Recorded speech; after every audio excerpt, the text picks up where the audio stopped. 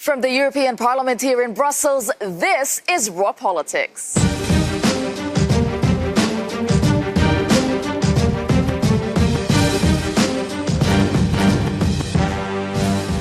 Thank you for joining us tonight, and this is what we have for you on the menu. Parliament's metoo moment. Victims of sexual harassment, including interns and assistants, share their stories online.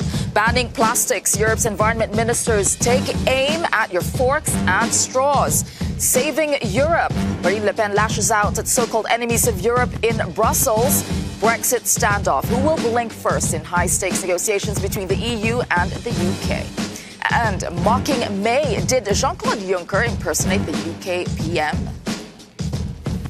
All right, it's time to meet our panel for tonight. We have, of course, Darren McCaffrey, our political editor here at Euronews. Darren, which of these stories are you watching closely? I think it has been Marine Le Pen. As Emmanuel Macron falters, Le Pen sees an opportunity. And given the fact that we are, 7 or 8 months away from these crucial European elections, it's clear that she views an anti-EU argument as the way forward.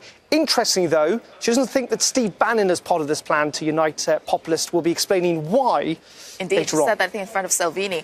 Right, also joining us tonight is Nina Sheikh. She is a political commentator and director of data and polling at Rasmussen Global. Nina, which of these stories do you like? Well, I think it's another crunch week for Brexit. And as to who's going to fold first, I think I have a good idea. So, oh, we'd love to hear that one. Yeah. And joining us also is Jeanne Ponte. She's a parliamentary assistant and co-founder of the metooep.com. I think we know what you're going to be choosing for tonight. Absolutely. I'm going to speak about the MeToo movement and our movement of workers 12 months after the big international Harvey Weinstein scandal. All right. Which is, in fact, the story we're starting with tonight, because it brought down Hollywood heavyweights. It inspired worldwide protests, and most recently, it shook America's judicial system to its core. Now, 1 year after the first MeToo hashtag began trending on Twitter, we are seeing a revival of the movement in this very building. Last year, MEPs passed a resolution to combat sexual harassment in the EU, and advocates are still waiting for it to be implemented. And today, Parliament employees launched an anonymous blog meant to, quote, break the culture of silence. Take a listen. In December 2017, I started my internship in the European Parliament. In the first days of my new appointment, I got into the elevator and inside was a man I did not know. He looked at me up and down and then proceeded to tell me that there weren't many beautiful women in the European Parliament and that since I was new, I should take the opportunity to taste his pancakes. He then told me that the pancakes should be eaten in the morning and that I should absolutely taste them in his place. I received an email once at 2 a.m. from a political advisor working at the European Parliament, known for his passion for lustful photography. The email, sent from his work email to mine, included a series of pictures taken of me at work without my consent or knowledge. The subject of the email? I have more pictures of you. I was a young male trainee at the European Parliament, fresh out of my postgrad studies and excited to get involved in politics for change. During a group off-site, I was too lenient with the open bar and ended up more under the influence than I usually allow. A friendly man followed me all night and his bravado grew as the hours passed.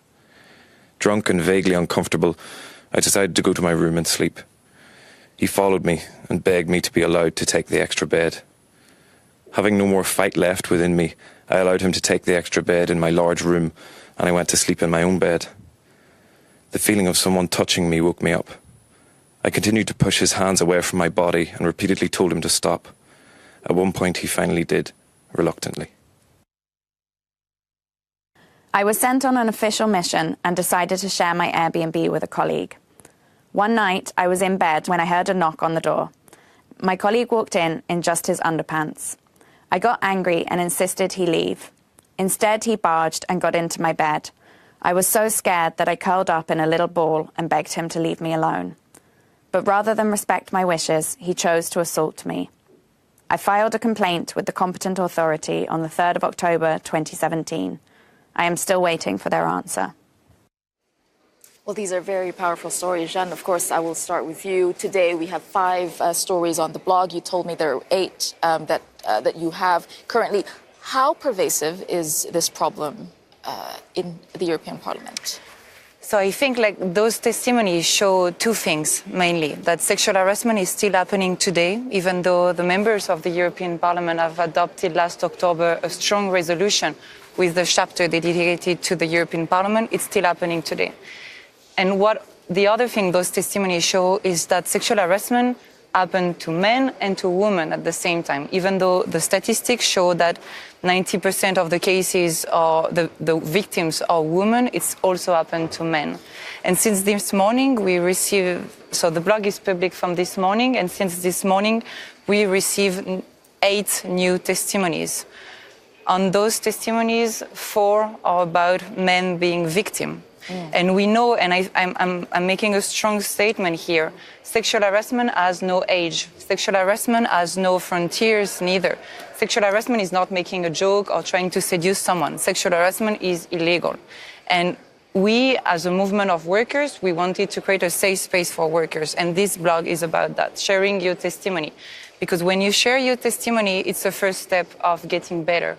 Or recovering, but that and not getting used to this kind of behavior. Yeah, that also ended with one of the people who shared their stories with you still waiting for an answer to her complaint. So how would launching a blog like this or telling these stories, making it public, push the cause forward and get some action done? We want to raise awareness on the culture of silence and impunity. And what we see, of course, like the main focus will be about the testimonies because they are strong and powerful. But on our blog, there is also all the resources for people in order to get help. Because we know that the most essential thing is to no one to be alone in this experience. So in this blog, you will also have all the contact, internal contact or external contact of association dealing with sexual violences. Or also how to formally lodge a complaint, because we also know this is really hard, qualifying sexual harassment. Yeah. And defining in your daily life what is sexual harassment is a big challenge, getting the evidence as well. Yeah, so Nina, what do you think is the biggest hindrance, I think, to getting some action on sexual harassment? I think it's implementation. Yeah, absolutely clear that there have to be consequences for this kind of behavior. This is intrinsically about power structures, so it affects any age, any gender, multiple industries. So just as we see it in politics, we saw it in Hollywood, unsurprisingly, we even saw it in the world of international development aid. So it cannot be that known perpetrators, for example, there was a report that came out recently by the British government looking at the charity sector where known sexual harassers were quietly moved on to another job because, it was too much of a scandal to be associated with this kind of thing. So there have to be clear consequences. And I think what is also very important for this debate is to distinguish what falls under the whole Me Too sexual harassment big frame, if you will, because an inappropriate comment, whilst obviously not appropriate, is not the same thing as violent assault. And I think there needs to be a terminology to deal with each of these offences appropriately. Right. And I think that's in some ways part of the problem with what has grown up over the last year or so. I think in many regards the Me Too movement is about what you've talked about and today in Parliament. It's clearly also part of this wider movement about power. And I think it's 3 things to a degree. It is about trying to correct the wrongs of history, on the wrongs of what happened in society today, particularly that power imbalance that still exists between men and women. Hence why men like myself feel, uncomfortable talking about it, but that is it. I think second of all, the Me Too movement to date has been about giving victims or survivors the chance to tell their story. And actually what has been interesting over the last year or so, and what this blog is trying to do, is to give people who have not had a voice in the past that voice. But third of all, this is about us as a society trying to have a conversation about what we think is right and wrong, what is appropriate and not appropriate, and that extends obviously to things that are illegal and definitely wrong, to things where it's a grey area. Right. And I think in that part, one of the problems of the Me Too movement globally, not talking just about the European Parliament here, is that to a large degree men have been shut out of that discussion. And I think that's been to the detriment, because ultimately not only are men sometimes the victims of inappropriate behaviour, but ultimately they have to be part of the solution, and they have to be part of the conversation. I think to date there's been an attempt by some to essentially shut men out, and I don't think that's helpful, because ultimately this is it's a big societal shift that has to happen, but it has to happen with everyone. Absolutely. So men being part of the conversation, a point being made. And there are other opinions, obviously, in this debate, because support for the metoo movement hasn't always been homogenous. One of the most well-known examples of this is a backlash to the movement. It was in an open letter to Le Monde earlier this year. It was penned by the actress Catherine Deneuve and a group of 100 prominent French women. It said, what we are once again witnessing here is the Puritanism in the name of a so-called greater good, claiming to promote the liberation and protection of women only to enslave them to a status of eternal victim and reduce them to defenseless praise of male chauvinist demons. All right, I'd like to put it, okay, maybe Nina first. Do you see where she's coming from? No, I think that's a ridiculous statement, because I think whether you're too idealistic on either side of the argument doesn't make sense, and you have to land somewhere in the middle. We know that sexual harassment is rampant all over the world. I mean, I come from a country where women are basically second-class citizens. And as I already pointed out, this has much more to do with the inherent structures of power. So even though there is a strong gender element to it, men and women are both, affected by sexual harassment. So I absolutely don't agree with this argument that by talking about sexual harassment, you're actually taking away women's agencies. Absolutely not. This is not only about women, it's about men and women. It's about structures of power in society. And men have to be a part of this conversation just as women. But you did make the distinction also on drawing the line between what's definitely illegal and assault and something that, it's inappropriate. Exactly. And I think the problem is that around this debate, too often you get ideologues on either side. So you have some people saying, whatever is sexual harassment is all the same, and they tar it with the same brush. So you have to be able to determine what the nuances in that argument are. And on the other side, to claim that this is all nonsense and you're taking away women's agency by talking about this, and this is a chauvinist experiment, is also nonsense in my view. And Jean, I was reading some analysis on what the debate within feminist groups, so feminism, some who would say, well, if you're being assaulted, then call the guy out for it. Don't be quiet. So how would you respond to that vision of, well, this is what feminism is about? Call him out. Be strong. Don't hide behind. Yeah, but those victims are strong, because they are strong enough to speak out and to share their own stories. Of course, there is a problem of the official lodge of a complaint, but that is something else. But I will not say, just to go back to what you previously said, putting the responsibility on the shoulders of the victims is a quite easy solution. To say to women who are victims or men victims of sexual harassment or sexual assault, you should speak out, you should complain, you should go to the police. I mean, everyone can say that, but in reality, doing it, making the step of doing it is quite much more difficult. And I do think because I was really fed up hearing it's about culture. Sexual harassment is about culture. For example, Catherine Deneuve is a French citizen. I'm also a French citizen. So I've heard so many persons telling me, but French people like seducing other people. So maybe they are thinking seduction is exactly the same as sexual harassment, harassing someone. The fight against sexual harassment is not about saying to every man you will not be able to seduce anymore, or no, to but I think there is a wider conversation to be had. Clearly, there are things that are legal and illegal.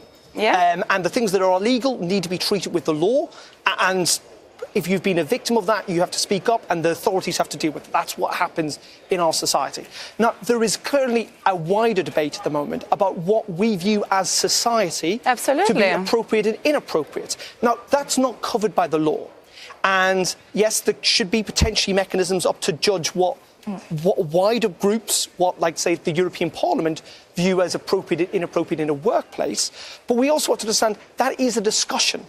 There is no what's appropriate to you, Tessa, or to me. It's different, and that is why this conversation is so difficult. But it has to be, as I say, a conversation we all have. And this idea that because potentially someone views what has happened to them as inappropriate doesn't necessarily mean it is inappropriate. And that's the really difficult thing. And I think we have seen examples recently where, because this is not as innocent until proven guilty, we have seen people who've been accused of things that certain people have viewed as inappropriate. They've been damned for it, but we've not had that discussion about, at a wider societal level, about what they've actually done is inappropriate, and yet their lives also then lie in tatters.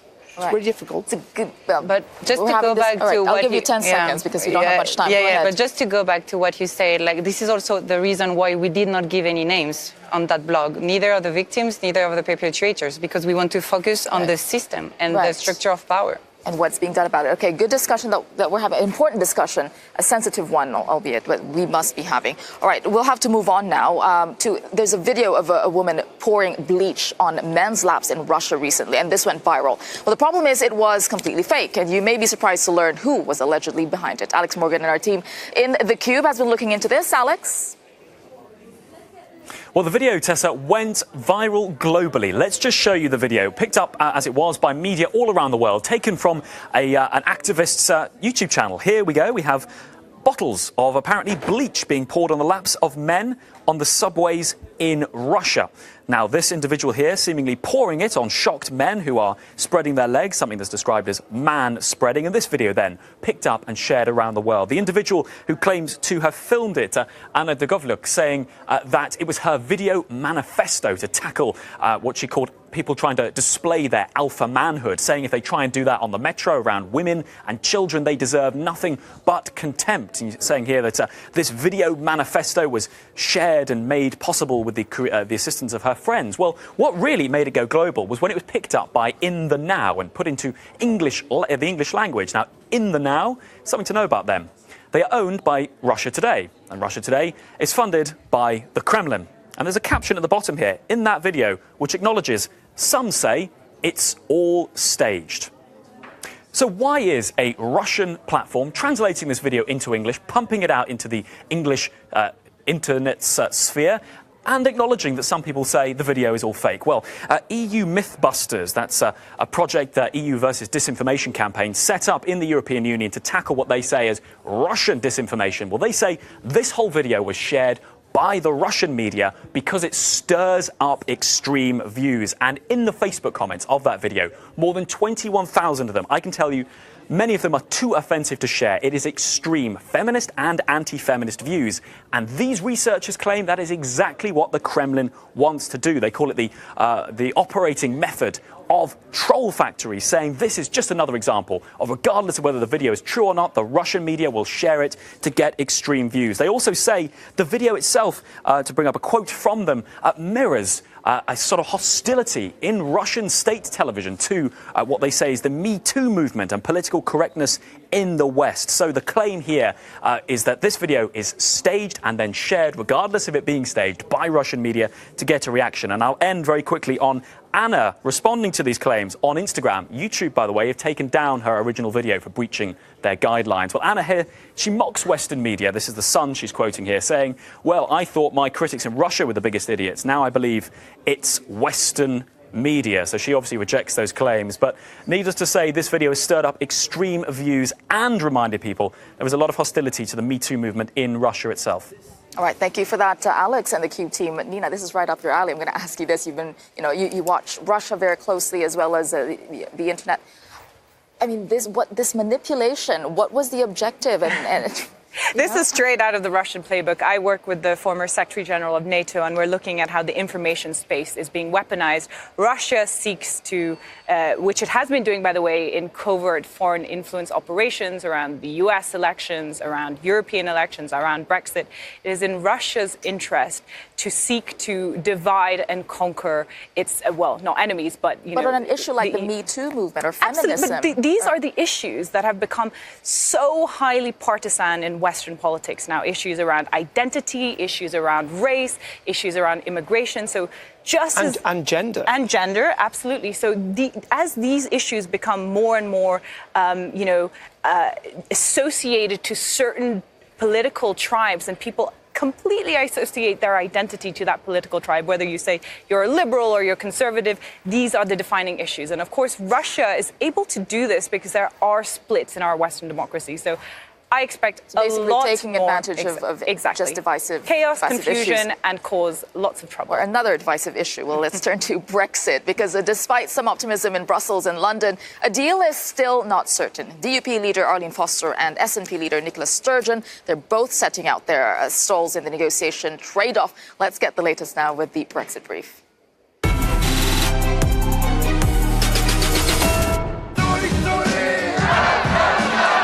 Keeping the dream alive. just days after tens of thousands took to the streets of Edinburgh in a show of support for Scottish independence. Nicola Sturgeon takes to the stage of the Scottish National Party conference in Glasgow. Going into the conference, the SNP leader once again raised the prospect of independence, contrasting it with political deadlock in Westminster. Meanwhile, the leader of Northern Ireland's Democratic Unionist Party is in Brussels this week for 3 days of Brexit talks.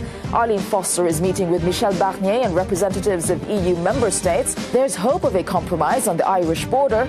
A breakthrough there would clear one of the last obstacles to a Brexit deal.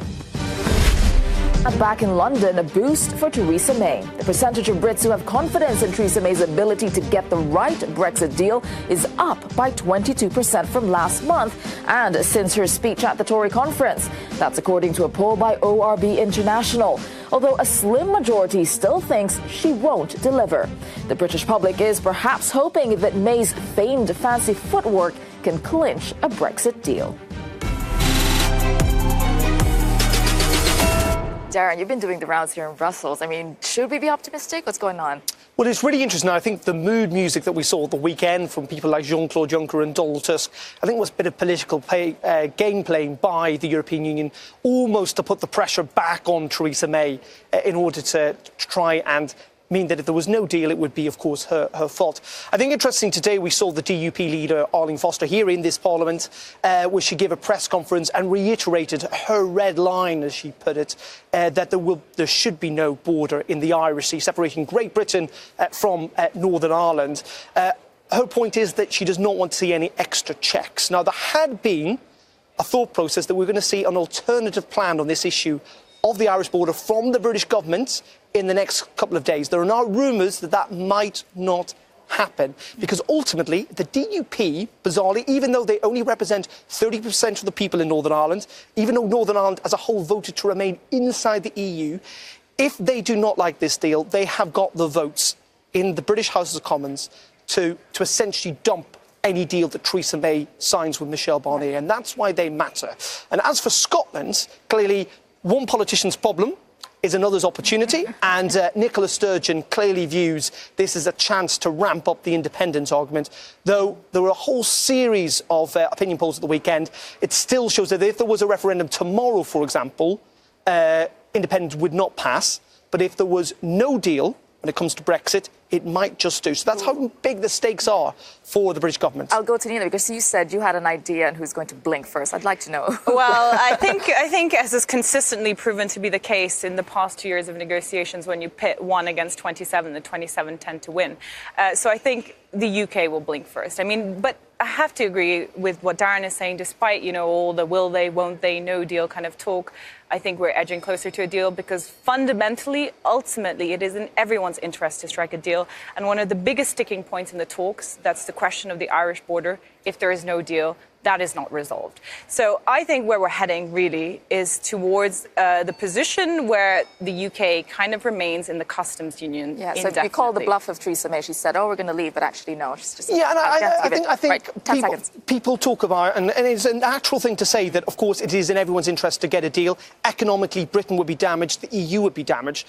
But Brexit, in its sense, was people voting against their economic self-interest to a degree.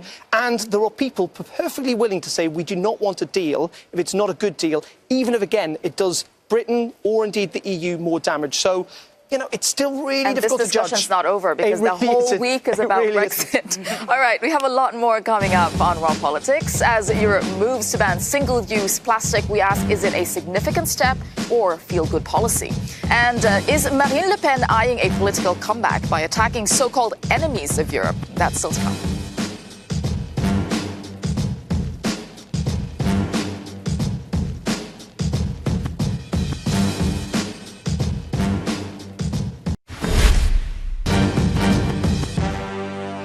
Welcome back to Raw Politics. Now, the stakes are high today in Luxembourg as the EU's top environmental body meets to vote on a range of issues that could transform Europe's ecological future or not. Environment ministers arrived for the EU Environment Council meeting, often in large German cars and people carriers. They're hoping to hash out a plan to tackle climate change by curbing CO2 emissions. The Commission and the Parliament are still at odds on what the target should be for 2025 and 2030, and the German automotive lobby has a lot to say on the topic. Austria's Environment Minister will also tell her counterparts that she is keen to wean Europe off of single-use plastics.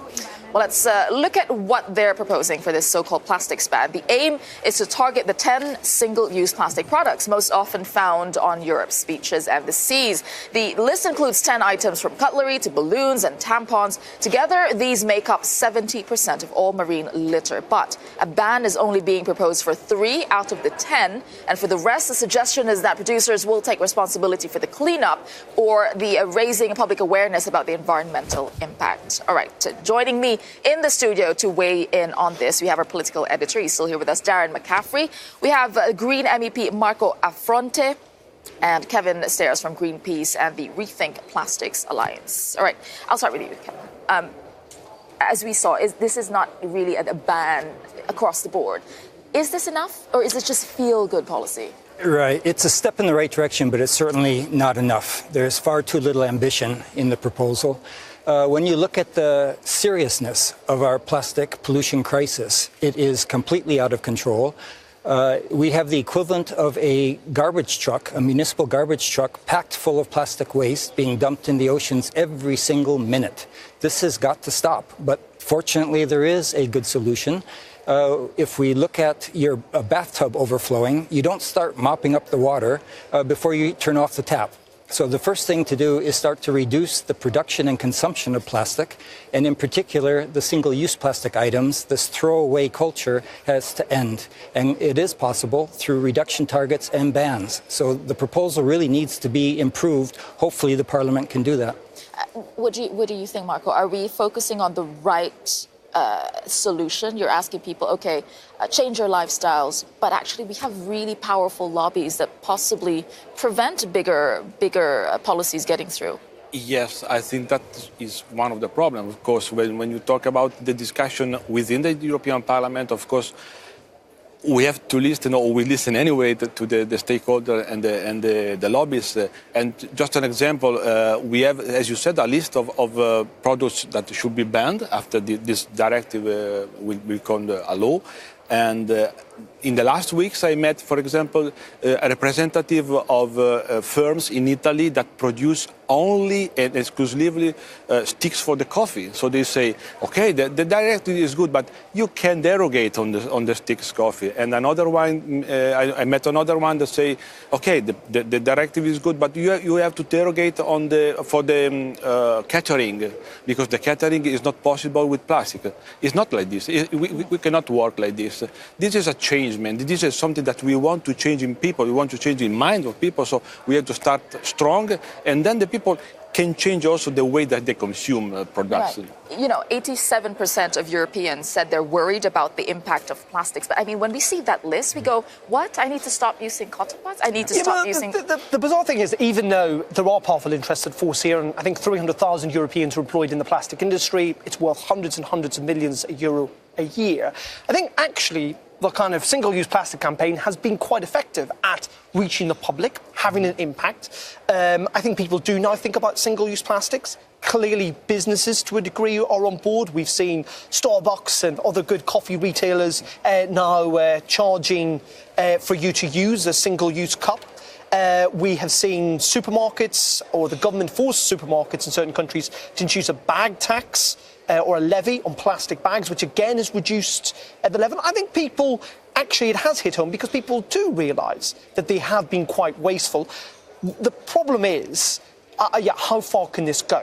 And for everything that you want to ban, you have to have an alternative. People are willing to swap or to make compromises, but it's very difficult to give up anything wholly, and that, I think, is the troublesome nature for environmentalists, but also for legislators. All right, there's something else I'd like to bring up, because let's take a look at how much of these proposals would actually tackle the problem of plastic waste. Where does most of the waste come from? So far, packaging, is far and away the biggest driver of plastic pollution. It made up 59% of plastic waste in the EU in 2015. Next was electronic equipment at 8%, followed by agriculture, automotive and construction industries, which made up 5% each. Kevin, I'll ask you, packaging. Why don't producers just stop producing these plastic packaging?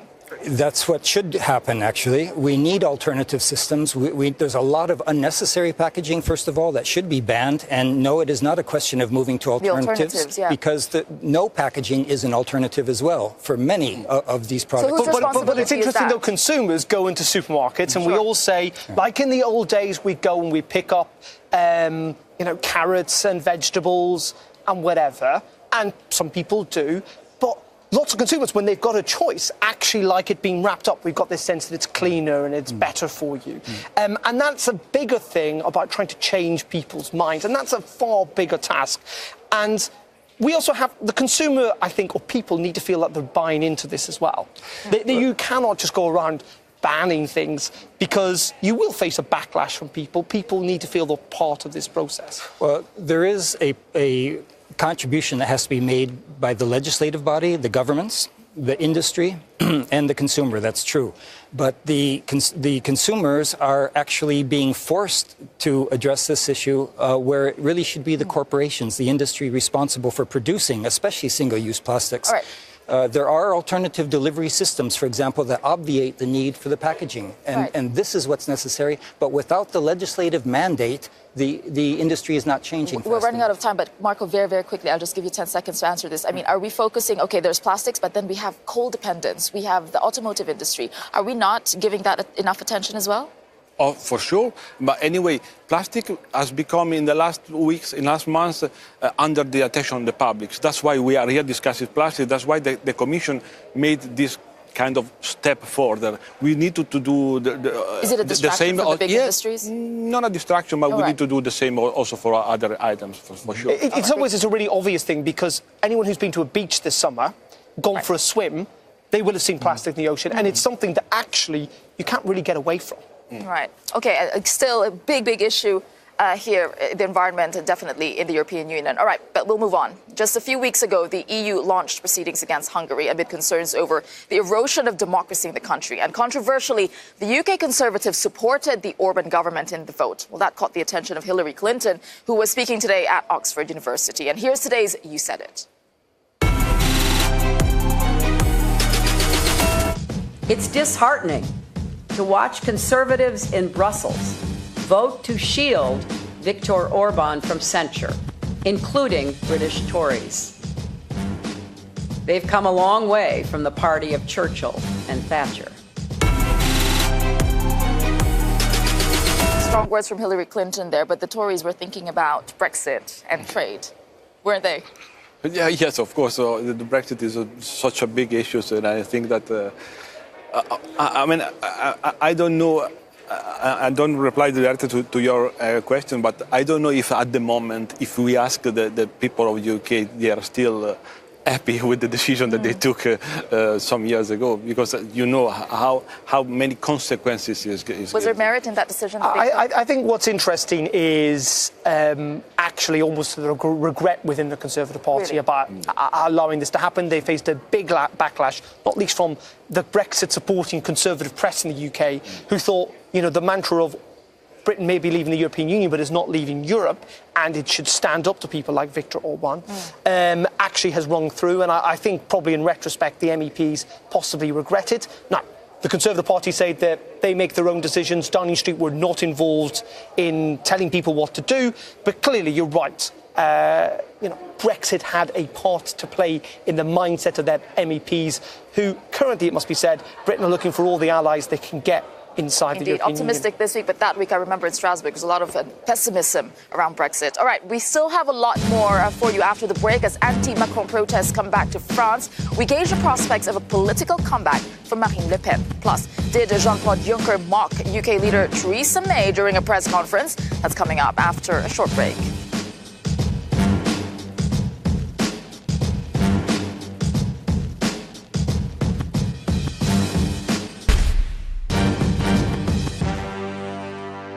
Welcome back to our politics. French President Emmanuel Macron hasn't had an easy time of it recently. He's faced scandal after scandal, lost countless cabinet ministers, and seen his popularity in a freefall. A cabinet reshuffle later today was supposed to draw a line under all of that, but it seems people might not share his enthusiasm. In major cities across the country today, crowds of angry people rallied against Macron's social policies. People of all ages, from students to retirees, turned out in force to attack policies they say target the weakest and the poorest. It's the first nationwide demonstration since June, when strikes crippled the country.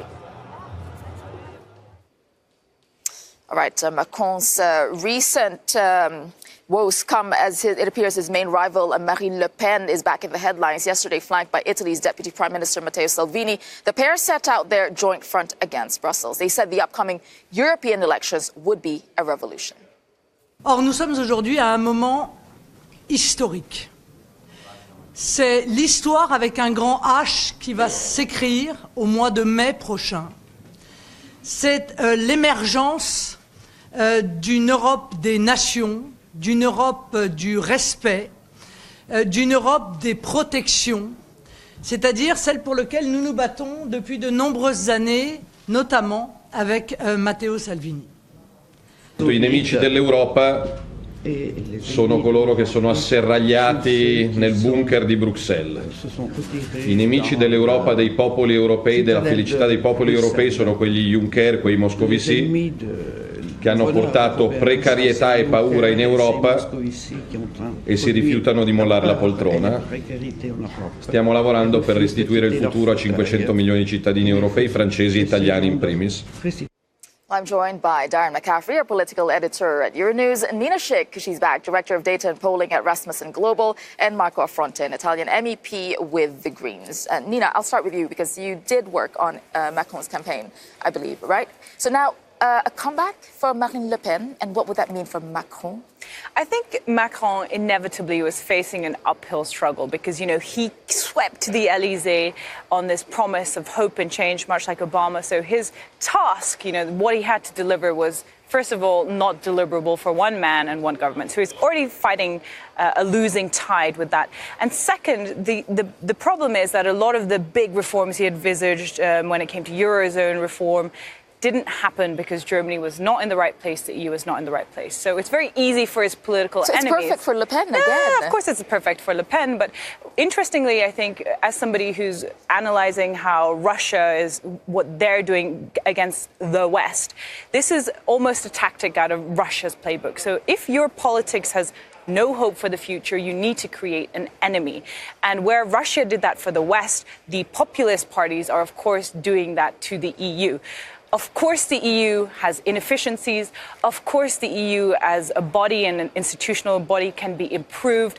But to blame the EU for all of a country's woes, like Marine Le Pen or Salvini are doing, is just But isn't part of the problem, though, Macron has not helped himself? I mean, newspapers are now doing the top 9 Macron gaffes. I mean, yeah, undeniably, I'm not saying that Macron's had a great time. And, I mean, he does seem to be... His pomposity, shall we say, does not seem to help him, whether... but, I mean, what I'm saying is that he was facing an uphill battle. Circumstances in the EU did not go in his favor. And finally, let's not forget that every French president, after a while, starts to become unpopular. It seems like Did you say strikes in France? Oh, never heard of that. And, you know, what's interesting, you say that this is an opportunity for those who are pushing a populist agenda. But then here we saw Marine Le Pen distancing herself from Steve Bannon, who wants to unite, you know, populist groups, in front of Salvini. I mean, they're not looking very united, are they? I mean... No, they are trying to build something, I think, but they are not a very clear plan. They are not something in mind that is a real construction of a future for Europe. As Salvini said, we are working for the future of Europe. Do you think he will align with Steve Bannon? Sorry? Do you think Salvini will align with Steve Bannon? It's always difficult to say what is thinking Salvini. I don't know. If we see some kind of payback in this alliance, he can do it. But at the moment, I don't think it's an option.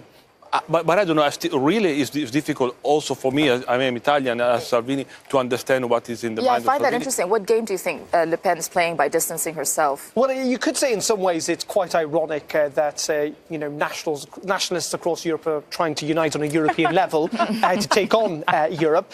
I think in part they do kind of need to organise, and Le Pen is right in the sense that the next year's elections are going to be crucial, these European elections. Clearly, populists across Europe see this as a chance to essentially get inside the beast of the European Union and try and destroy it from within. But Bannon, in her mind, isn't part of that because he's American. He's not French. Well, that is a good reason, I suppose. European. All right, it's time for today's Raw Moment, and there's mounting evidence that Brexit negotiations could turn into a dance-off between Theresa May and Jean Claude Juncker. Let's take a look.